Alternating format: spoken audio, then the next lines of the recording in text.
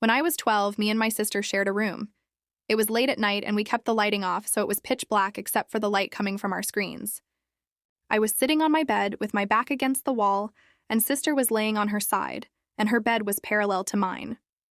So while I'm watching something, from my peripheral vision, I see her figure get up and walk to the door. I noticed she looked a bit taller, but thought it could just be from how dark it was. But then she turns from the door and walks over to stand at the front of my bed. I started calling out her name, but she only stood there. I turned my head to where her bed was, and my sister was still lying down. And when I looked back in front of me, the figure was gone. I tried to play it off like it was just my imagination, but it still freaked me out. Later that week, I was walking to the kitchen to get something. All the lights were off except for the one at the end of the hall. But as I'm walking, I look to my right, because one of the room doors were open, and inside I see that same figure watching me.